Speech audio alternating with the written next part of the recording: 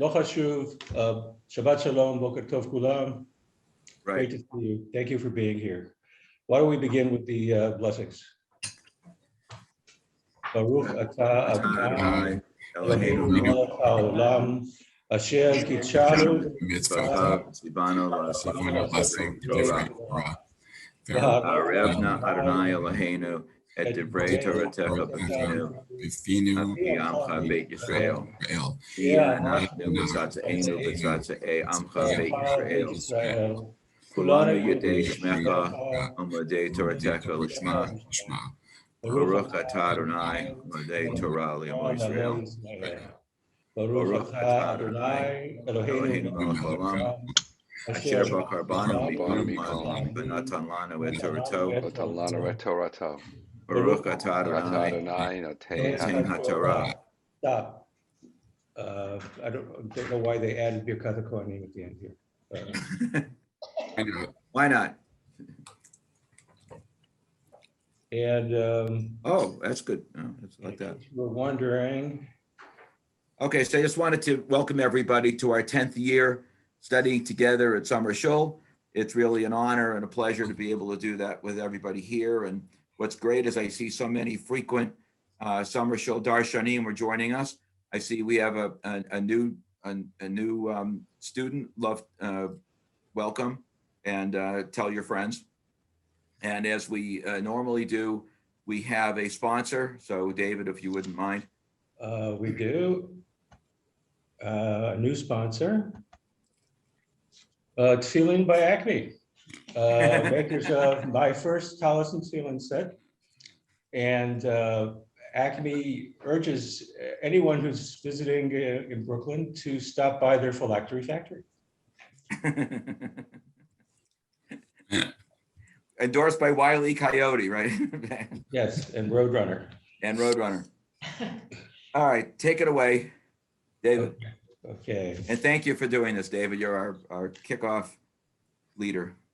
And almost everybody in this picture is going to be a darshan this summer. That's pretty great. I just want to mention that all these sessions are being recorded. So if you do not want to be seen on a recording, just to turn off your camera. So the parsha this week is Hukat, which deals with a number of things. One of the primary ones being geography. And I have prepared a map, so I'm going to hand out to the folks in the room. And it's up on the screen.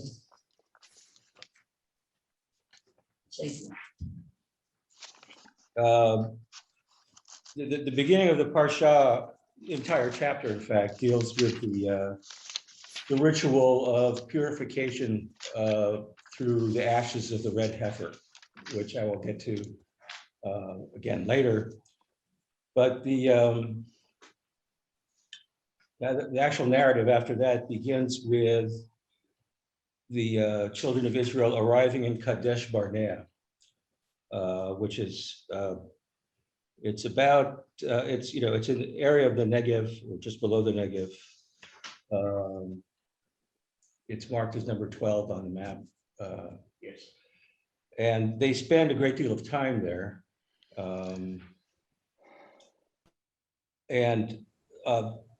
so they're really close to the promised land at this point. There have been some very large detours along the way, as we know. I discovered a passage in Shmot that I had not noticed before while preparing for today, and that is that the soon after the crossing of the Red Sea, there was the possibility of a military confrontation with the Philistines. And the detour south, way south, was in part to avoid confronting the Philistines because in God's judgment, the people were not ready for such a confrontation. So they headed south, all the way south. You'll see that what is often assumed to be the setting of Mount Sinai is well to the south in the mountainous region of the Sinai Peninsula. Then they headed north, and you may recall that after the spies returned, after checking out the promised land, and famously, Caleb and Joshua were the only ones who made positive reports about the importance of going forward and conquering the land. All of the other spies were intimidated by the giants who lived there. And at that point, Moses told the people that God had decreed that the generation that was currently in the desert, that had left Egypt, would not make it into the promised land. That enough time would pass before they got there, that generation will die off. At that point, a segment of the nation repented and took it upon themselves, without any sanction by God, to attack the Philistines, to attack the people who lived. You'll see where the two arrows are, where it says attack repelled, and with disastrous results. So they are at Kadesh Barnea. They are very close to the promised land, but they're going to take a route that is going to involve a long detour. And the long detour is explained in part in Parshat Hukat. They approach the kingdom of Edom, and they send them a message. We'd like to pass through. We're not going to touch anything. We're not going to take anything. Just let us pass through. And the Edomites refuse, and sort of line up their forces along the border. They don't attack, but they just are ready to defend their territory. So the Israelites are told that they're going to have to take a detour around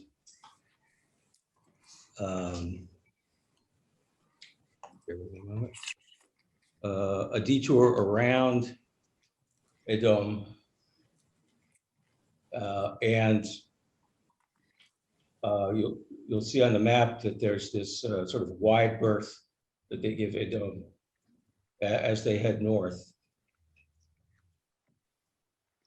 Around this time, Miriam dies and is buried. That is all the detail we are given. She died and she was buried. Immediately after she dies, the people start complaining that there's no water. I believe this is the origin of the association of Miriam with the availability of water to the people. At least one of the reasons why that association is made. And as they often do, Aaron and Moses go into the Ohel Moed and fall on their faces. And God says to them, says to Moses, take your rod and go to a particular rock and talk to the rock in front of the people, and water will spring forth. And as you probably know, Moses, in a fit of pique, hits the rock twice. Prior to hitting it, he says, so shall we, you rebels, shall we produce some water for you? The way he went about doing it causes God to tell Moses and Aaron that they will not enter the promised land. Soon after that, Aaron dies, and Moses, Aaron, and Eleazar go up to a mountaintop Aaron takes off his priestly garments and Moses puts them on Eleazar. And then Aaron dies, Moses and Eleazar come down and people see that Aaron is not with them and that Eleazar is wearing the priestly garments. So they know he's dead and the people mourn for 30 days. So they're now on the outskirts of Moab. Moab attacks them and is repelled with God's support. Actually, specifically, it says that the king of Arad attacks them, and it's not clear if this chronology really fits the story. One problem with this parsha is that it's been redacted from several sources, and the chronology may not quite fit the orderliness of the map that you see in front of you. After that successful battle, the people complain again about not having water, and God sends serpents to attack them. The people repent, and God tells Moses to make a serpent out of copper, and whoever looks at the serpent is cured.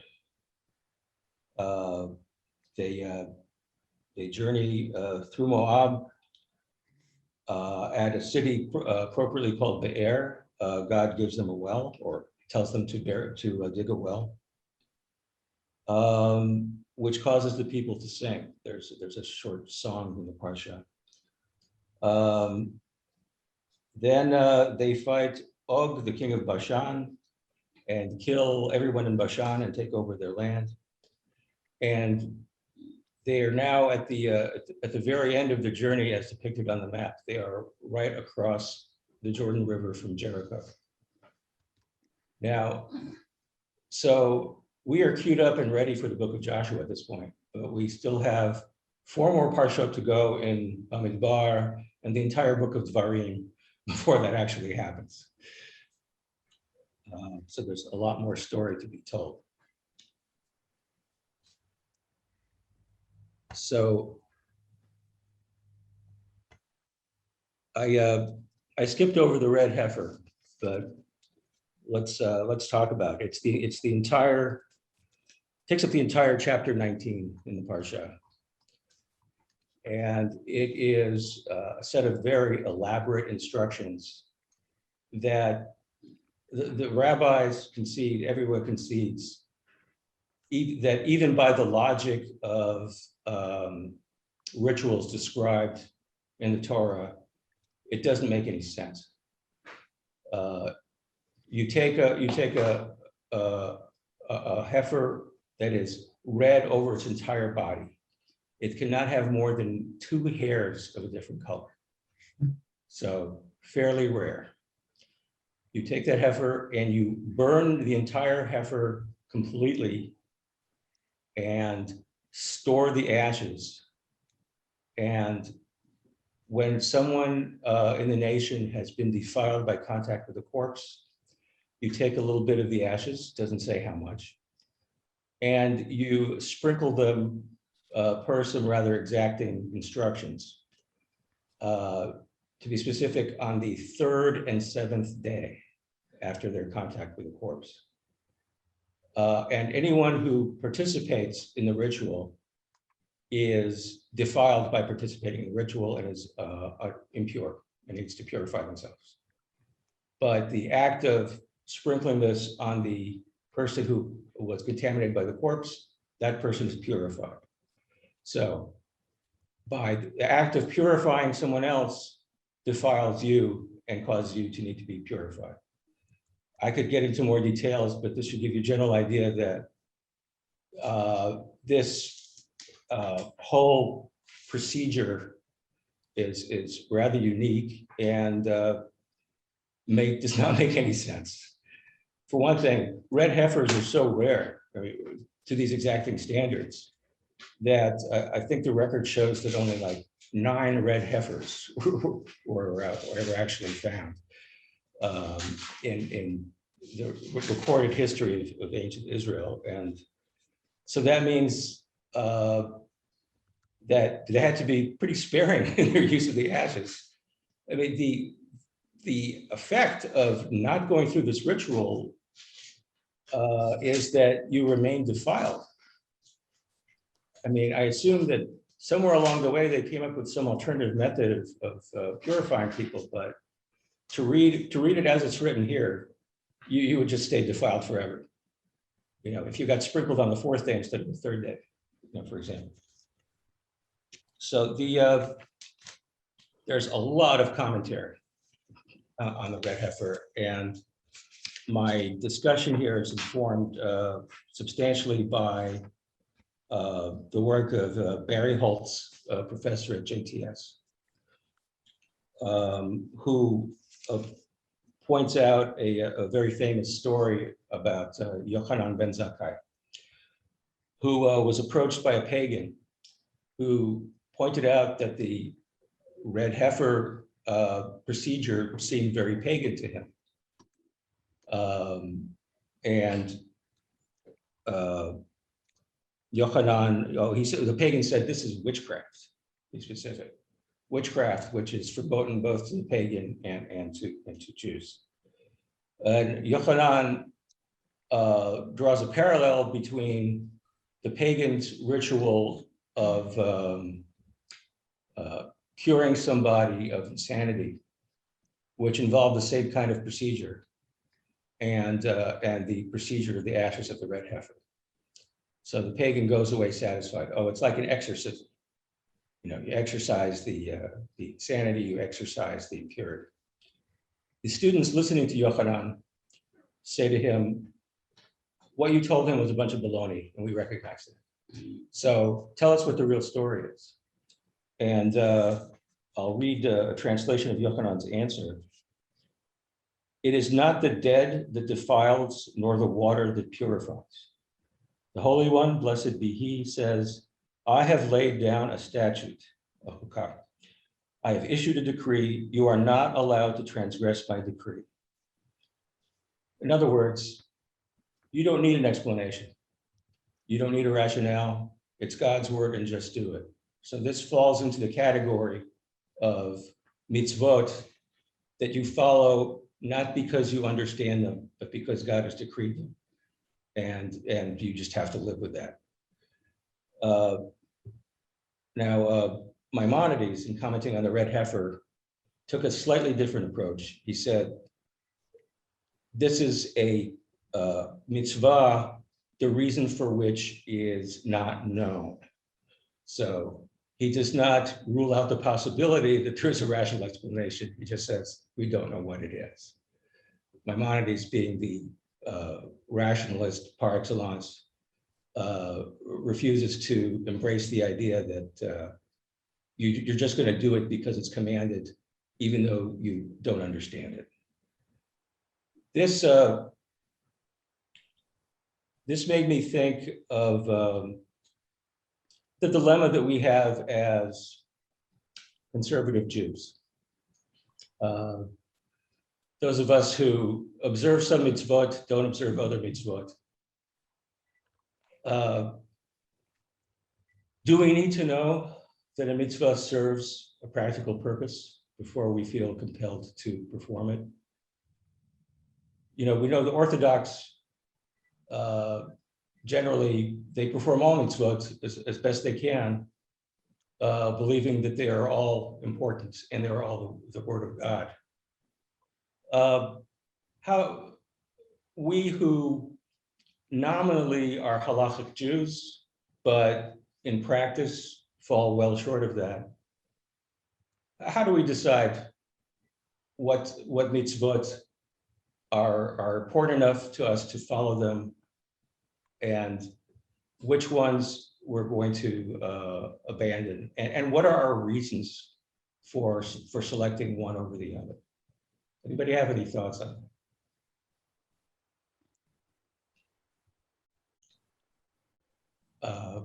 But please speak up. Well, I would think that the mitzvot that we choose to do are the ones that serve either ourselves or humanity. And the ones that are more obscure, just one that comes to mind is shotness. You know, you're not supposed to mix wool and linen. And you say, well, what harm is that? You know, I mean, it's just it's it's really not much there. But on the other hand, if you're a halakhic Jew that likes to strive to observe as many of the 613, that's one you have to observe. And a little aside, I was at an Orthodox wedding, and the groom forgot to shotness test his tuxedo, and so they held the wedding up until the groom was able to find a lab that was open that day in order for him to get the tuxedo tested, and luckily it passed. But it was several hours, and people said, "Okay, great, you know, you have to have shotness. You forgot, and we'll just wait." So it was.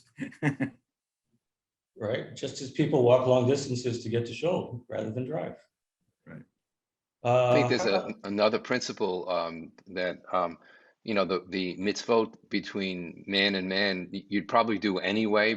You should if you're a good person, and so these sort of ununderstandable mitzvot like the red heifer and shatnez and some of these others you do because they bring you into a higher level of religiosity. I'm not speaking for myself, but I think that is another way of looking at this because we're going to do good things anyway if we're good people. So it's these obscure mitzvot that sort of raise you up, and I think that there's an argument for that if one buys into it. how about not eating pork?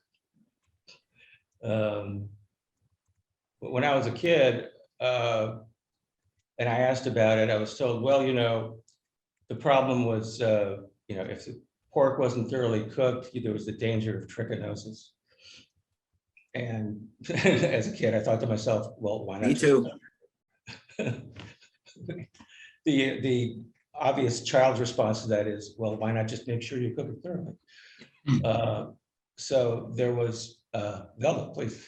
No, I just was going to say some of it also has to do with tradition and you're tied to the previous generation or how you were raised also.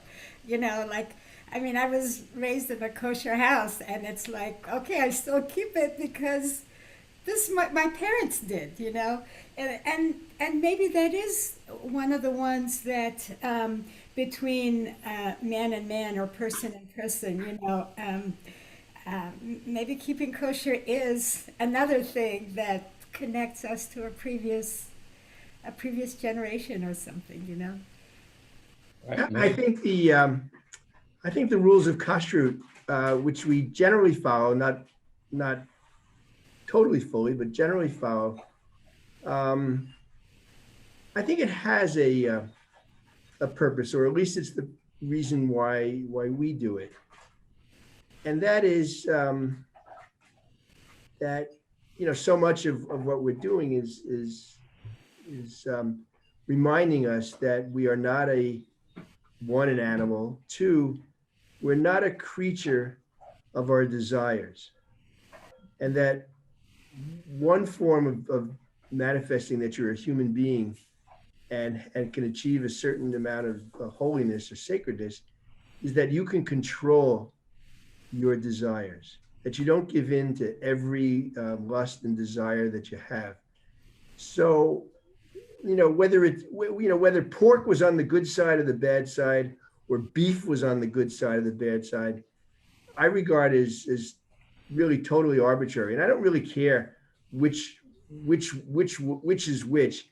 But I think it's important to have a line, and not because pork itself is inherently bad. I don't think it's any more or less inherently bad than beef would be, but rather that's just the one that was chosen, which is fine, because the real purpose is to remind you every day that when you feel a lust or an instinct or a desire to do something, you know, recognize that you don't have to give in to that lust or desire. Now, you don't want to become, you know, a superciliously, you know, abject and become someone, an ascetic. I don't think there's any value in asceticism, but I think controlling your desire, and I think kashrut is important, and I think kashrut is a way of achieving that goal, which I think is very important. So that's why we do it. I think in and of itself, kashrut makes no sense at all. It's just, you know, absurd and totally arbitrary. But I think that deeper meaning, I think, is very compelling, and that's why we follow the rule. I can't figure out the thing about the two seeds, the two garment, the things in the garment. That just, I don't understand at all. I don't have a lust to have one piece of fabric as opposed to another piece of fabric. But as to the food, that's definitely a lust, and controlling that, I think, is really important. Marty? I was resonating with what you said, David, about the trichinosis thing, because that was the exact thing that my parents told me. Is it wasn't about Torah mitzvot. It was, you could get trichinosis, and it was sort of like the modern, you know, warning that we are modern people, and because you could get trichinosis, not because in the Torah, not because it's one of the 613 mitzvot.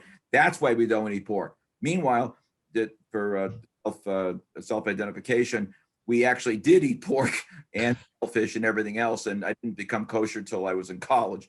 But it was just interesting that my parents never really talked about the religious significance. It was always about the health benefits. So why did you become kosher? I mean, what made you become kosher? I went to JTS for a summer program. And at JTS, they made us sign an affidavit or some kind of a pledge that we would keep kosher. And I did, and it never stopped. So 40 something years later. Lou?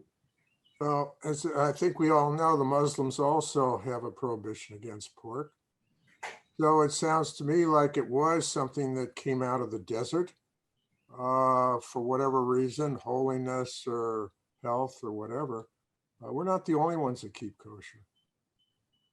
Well, Bob? Pork, on the pork issue. You know, I look at it in perhaps another way, and that is that I see kashrut as sort of a sign, just like tefillin or talis. You have this, you know, in the Shema, you have this thing. This should be a sign on your hand, and I think kashrut is sort of a sign that we are a distinct people, that we have a covenant, and whether or not we observe every, you know, dot every I and cross every T, I think having that sign, just like we have the sign on our tzitzit and on our tefillin, I think that's what kashrut does. It sort of marks us, reminds us of who we are and what we're part of. I think that's what makes it most meaningful for me, even if I don't observe it to every letter of the law. Yes, Lou? Well, that's just a a way of getting us prepared for Parsha Balak next week, where Balaam, of course, says, "Lo, it is a people that shall dwell alone and shall not be reckoned among the nations." And so this idea of being different, some say exclusivity, whatever, for better or for worse, we are a distinctive group with our own customs, and that's what we tend to live with. Now, there's another line of argument which basically says, oh, no. We're all brothers. We're all universalists. All this stuff about it being individualistic, that's not the way to go. Interesting subject to discuss. Maybe Steve? we'll do it next week when we get to Balak and Balaam. Yes, Steve? So following up on Lou with the idea of being distinctive, human beings eat socially, right? We distinguish ourselves, we like to, from animals. And the notion of getting together and sharing food is a particularly human endeavor. I always thought the sort of conservative movement missed it when they explained kashrut. For example, many years ago, Samuel Dresner wrote a very nice sort of introduction to it, but missed the whole social part. For example, I grew up kosher. When you start to go out, you know, as a teenager, either with groups of kids or dating, it's a real factor in what you can do and do you feel part of the group or not. And I think the conservative movement and its education, and I don't know how we do it today, should sort of bring that into it more, because I think it was designed in part to keep us separate from other groups. And, you know, if you think back to sort of post-World War II Americans, with the way that many Americans learned to keep kosher, right? I keep kosher in my house, but not outside, right? As kind of a compromise with, you know, dealing with society. I think there's a lot of stuff there for us to introduce people and younger people in particular to these interpersonal and social aspects of being kosher. But Steve, you know, I hear that, and at first when you said that, I thought, all right, that's sort of ingenious. But I must say, I don't know, creating an exclusive club or a club of differentiation, I have trouble with that. I'm not sure that, I mean, is that really a goal that we want to achieve? I'd much rather see the rule as one that allows us to achieve a higher sense of the sacred and the holy. And that fact of achieving a sense of sacred and holy is the thing that should distinguish us, but not creating arbitrary rules to create exclusive clubs. So if I can respond, we started this morning with the prayer, right? Prayer about learning.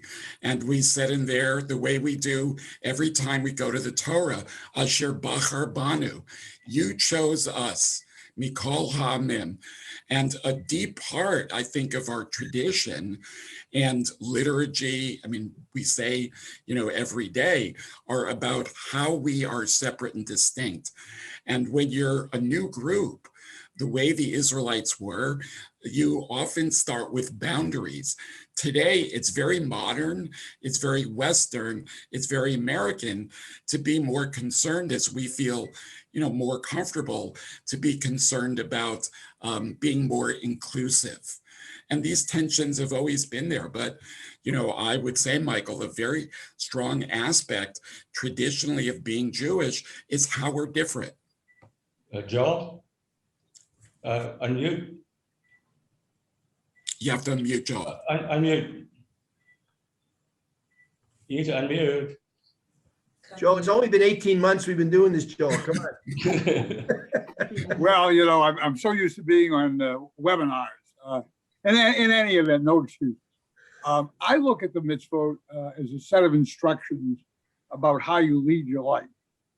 And for, I think, other than Orthodox Jews, for most conservative Jews, and certainly Reform, Reconstruction, I think people pick and choose mitzvot that are applicable to their own lives. But I don't think we are the only people with a set of instructions. I don't really know much about the Quran, but I know there are instructions in the Quran. I know a little bit more about the Catholic Church because I grew up with a lot of Roman Catholics, the Catechism and all of these. So we are unique because we have a set of instructions unique to us, but we are not the only people and the only religion with a set of instructions that guide our lives. I want to comment on a few things. First, Michael's point about reminders of controlling lust or controlling our more kind of instinctual behaviors. That's one major theme that we hear in the rabbinic literature. The problem that I have with it, and this is not to disagree with what you said, Michael, is that we are living in societies, we are reminded to control our various lusts in all kinds of ways, from morning, noon, and night. That is, you know, Freud wrote a book 130 years ago called Civilization and Its Discontents, in which he says essentially the deal you make when you're part of a civilization, a part of society, is that you will control your lusts and thereby be able to live together with others and derive the benefits of society. if anything, I would argue that we all control our lusts a little too much, and more reminders of doing so. I don't feel I need more reminders. I feel I need reminders to let loose a little bit, and similarly, reminders that we as Jews are different, or are not. I know that some, when one is young, in a secular society like ours, one likes to say, "Oh, we're all the same." Someone alluded to that. You know, we're one big brotherhood. Perhaps that was Lou who said that. I think we have tons of reminders that we're a separate people and treated differently. This is in terms of needing kashrut to remind ourselves that we're different people.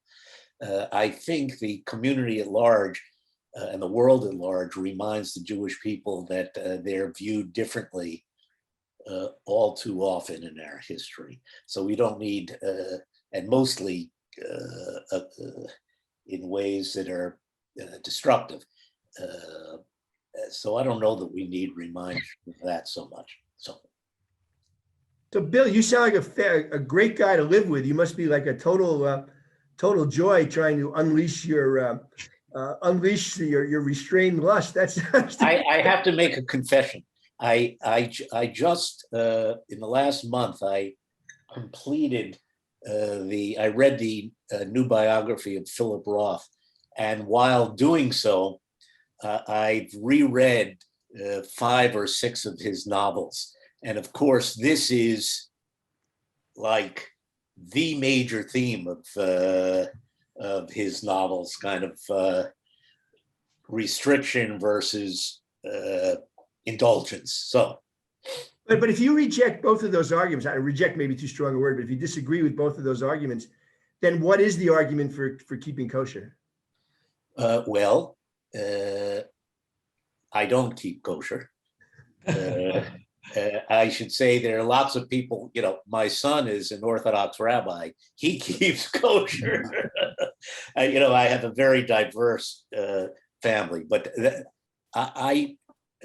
when I kept kosher, which I do, I'd say intermittently, it's really for reasons of identification, largely, like Velda's point, that, you know, I am part of the community. And this is one thing that in the community we do. So that's the reason I keep kosher when I keep kosher. Well, Bill, that means that your son won't eat in your house, and does that bother you? Or in fact,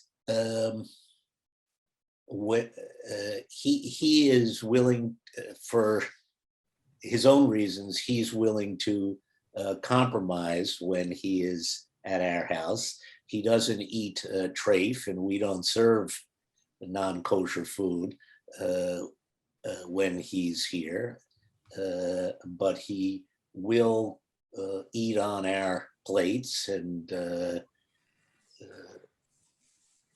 we to show how compromised, how I might be an example of kind of conservative Jews of a certain age. We are fortunate to have a second house on the Cape, and that one's kosher. So we have one house that's kosher and one that isn't. So, there's no rationality in my response. Don't look for it. I think this whole exercise is about moving beyond rationality. Yeah. I'm not hearing anybody here say, I do it because God commanded it, which means that we all have to have our reasons. And Cliff? David, he did not recommend us to keep kosher. Okay, he commanded me to unmute. I thank y'all. I'm actually just joining. I've been going to the Talmud class and such, and appreciating that. And I'm actually in Dallas, Texas. So, but I appreciate this. I guess one of the things I was thinking about was Naaseh V'nishma, is you will do and then you will hear. And, you know, with respect to the mitzvahs and everything else, you know, if I just try to discuss them intellectually, I mean, it's trying to find a reason, but if I do them, then I might very well understand the purpose of them. And that stems from everything from observing the Sabbath to lighting the candles and, you know, the bread. You know, I find it fascinating that that we just do these things by rote and don't really understand, or at least for me, and I don't know what I was raised. My grandfather was Orthodox. My parents were nothing or very little. I sort of was Reformed, conservative, and but definitely saw the beauty in what was going on. Um, and I liked in the Talmud, it says something with respect to, you know, it says how much effort did Adam, the first man, exert before he found bread to eat. He plowed, sowed, reaped, sheaved, threshed, winnowed, separated, ground the grain, sifted, kneaded, and baked, and only thereafter could he eat. And could he eat bread? And we just go out and buy a loaf of bread at the store or a challah at the bakery, and we don't even think about all the work that went into it, and frankly resent having to go to the bakery to go get it, you know.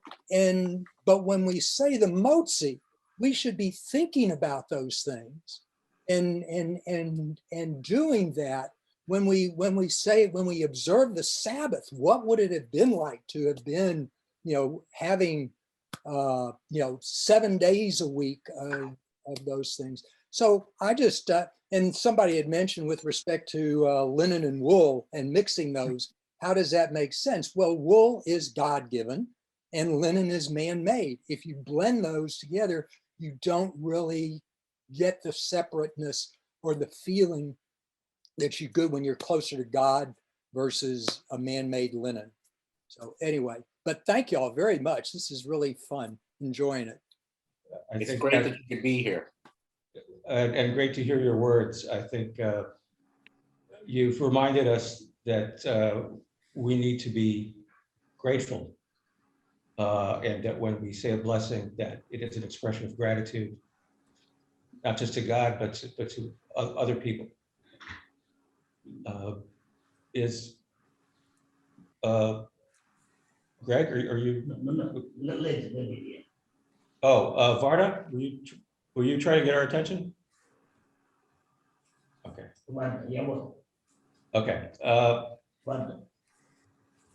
Velda, that's.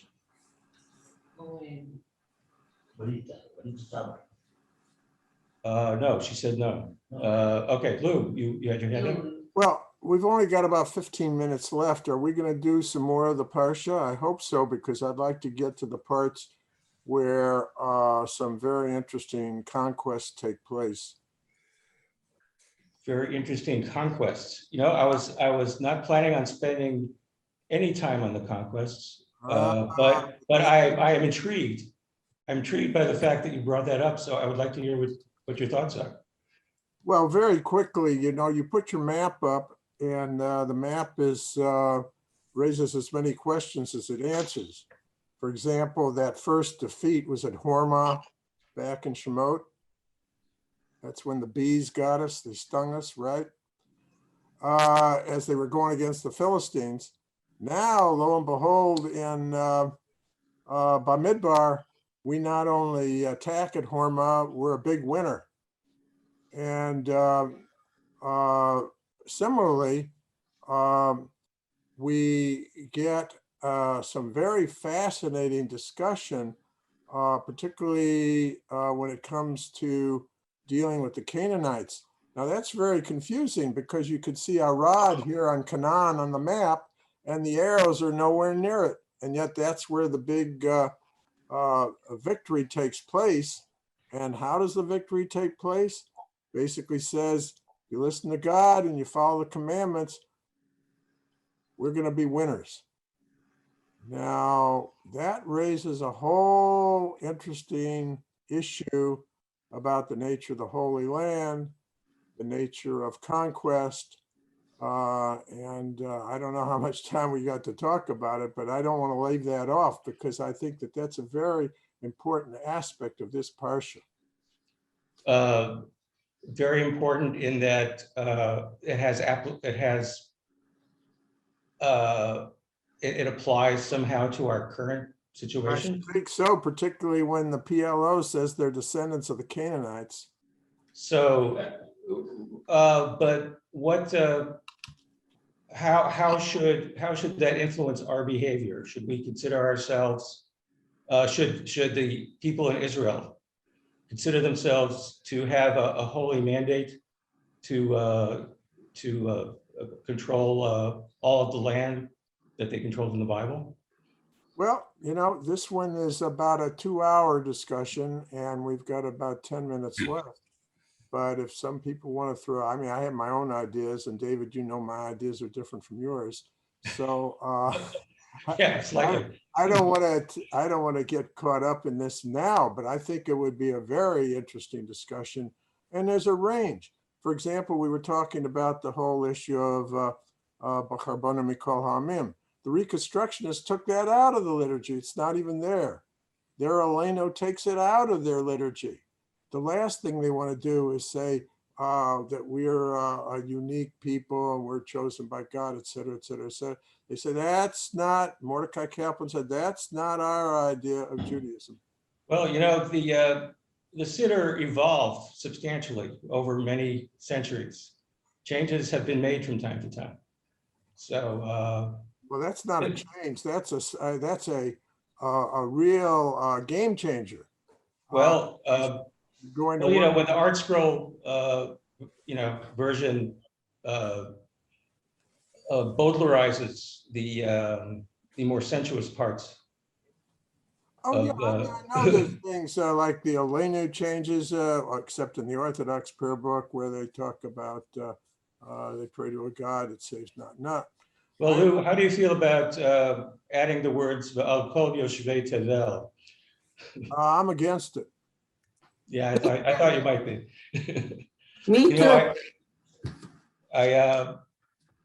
I recall when I was a teenager reading an interview with a well-known rabbi who, in connection with laws like kashrut, he said when he was a kid at Yankee Stadium and he finished the sandwich that he brought with him, and he couldn't get anything else to eat because nothing else was kosher. So this was a long time ago, before you could get kosher food at Yankee Stadium.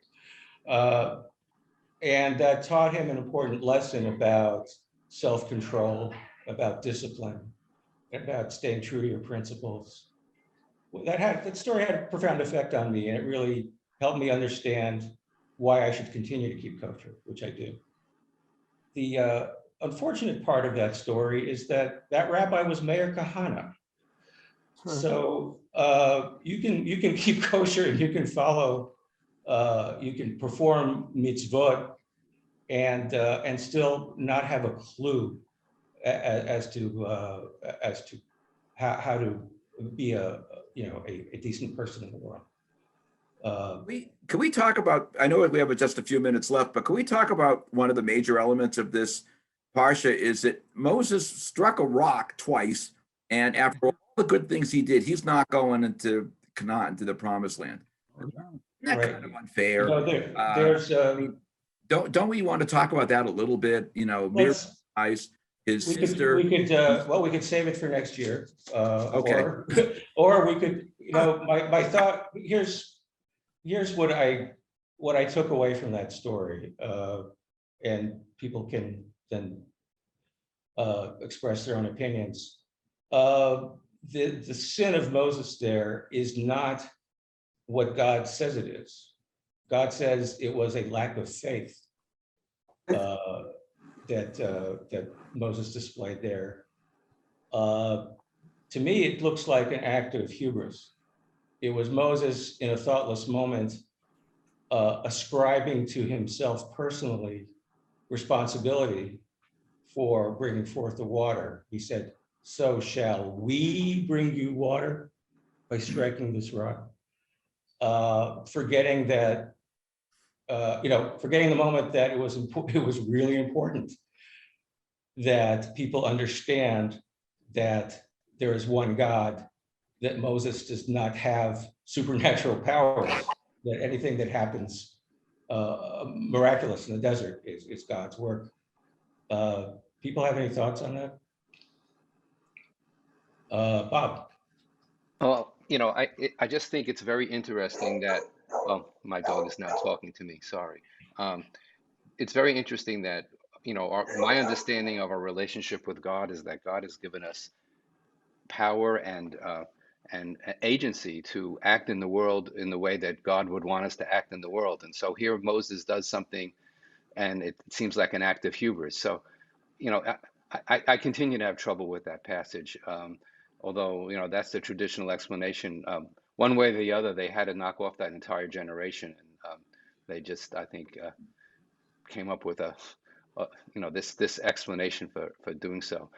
While I have the floor, then I'll mute again because my dog is talking to me. I just want to, not for discussion, but just to throw out, because I had never noticed this before, this story about the bronze serpent, which becomes sort of a talisman for curing people. I just think that's a weird Caduceus. story. And I don't think we need to discuss it, but I just think it's a very interesting sidelight that they created this serpent that you hold it up and say, you're going to be cured from the plague of serpents. And apparently, according to my commentary, that bronze serpent was kept in the tabernacle for a long time. So just fascinating little piece of Torah that, again, had never seen before. Well, there are stories that I think it was Cheskiah was the king who had the bronze serpent removed from the temple grounds because people were bringing offerings to it. And it was turning into an idol. So there's this, it seems like God is walking a fine line between creating a religion that was accessible to the people by incorporating what they were accustomed to seeing as ways of serving God, and weaning them away from those type of practices. And so on the one hand, we get Moses being chastised for striking the rock. In the same parsha, we get the bronze serpent. It was this like tug of war back and forth. I see Joel. Hi, folks. My name is Joel Batowski. I'm with Cliff in Dallas, Texas. I want to thank you for allowing us to join this Torah study.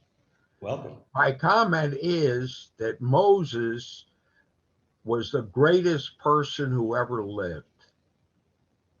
He was one of the few people in the Torah who actually spoke to God.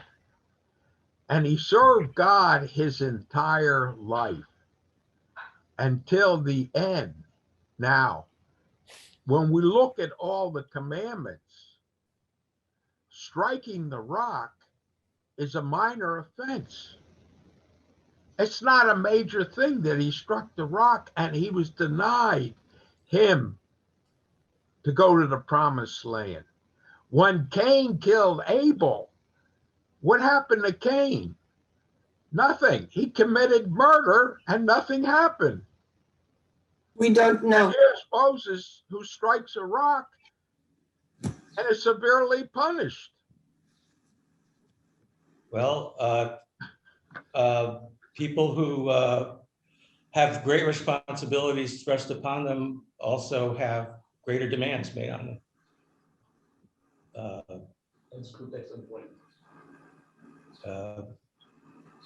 So, unfortunately, one comes with the other. It does seem awfully like a pretext for explaining why Moses does not reach the promised land, rather than a Now, vow. if Moses was allowed to go into the promised land, part of the punishment was that the people couldn't go into the promised land for 40 years. Now, suppose the story changed and they were allowed to go into milk and honey. Instead of having 12 million Jews, we'd have 250 million today. Well, there's a school of thought that says that, I'm sorry, go ahead. There's a school of thought that says that Moses, by calling the people rebels and by losing his temper, showed that he was burned out, that it was time for him to go because he could no longer, he was too old to conquer his temper, that he was no longer well suited for the job. And therefore, there's another story that says the people themselves were not ready for redemption, that they couldn't go in to the promised land for redemption, that they had to stay in the wilderness for another 40 years. I thank you all for your participation and your comments. Greatly appreciate it. And it's time. I will put on the screen Kaddish de Rabbanan, and wish you all Shabbat Shalom. Shalom. Thank you, David. Thank you, David. Thank you very much. Okay, as soon as I Thank you, find it. While you're doing that, I just wanted to let you know that next week we will be, it's Parshat Balak, as you know, and our Darshan will be Frank Aronson. So please join us and tell your friends. It's great. We have 2 men joining us from Dallas. That's great. So we're open to anyone that wants. And please join us next week at 8:30 Eastern Daylight Time. Okay, for those of us who will stay on, Yitkadal, Shmer Rabba, Belmad, Tirutei, Yamrit Malchutei, B'chayachon, B'chayachon, B'chayei, Israel, Bagalav, Zman Karim, Amen. Yehi Shmei Rabba, Mevorach, Olam, U'mei, Yitbarach, Yishtabach, Ba'ar, Yitadar, Yitaher, Yitalal, Neighbor, Yeshua, B'yichu, Le'ela, Mikol, B'yakata, B'shirata, Tushbechata, B'yikamata, Damiram, Yalma, Amen. Al Yisrael, Ve'al Rabbanan, Ve'al Talmidei, Ve'al Kol Talmidei, Ve'al Kol Man, De'askim Be'oraita, Di be'atra hadein, v'di b'chol atar ve'atar. Yehe lechon u'lechon shlama rabba. China v'chista v'rachamim, v'chaim arichin u'usna ravicha, v'orkana min kadam avuhun v'bishmaya, v'imru amen. Yehe shlama rabba min shemaya. V'chaim tovim aleinu ve'al kol Yisrael, Yimru Amen. Amen.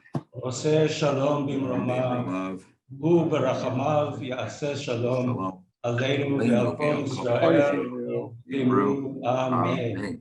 Ishakar to David Rosenson, very good on our first session for Summer Shul in our 10th season, unbelievable.